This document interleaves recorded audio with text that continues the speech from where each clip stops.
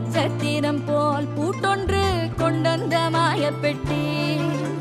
பூமியை போட்டிக் கொள்ளும் அளவு வெற்றிலை பற்றும் பெட்டி செல்லமே வாணி கதைக்கு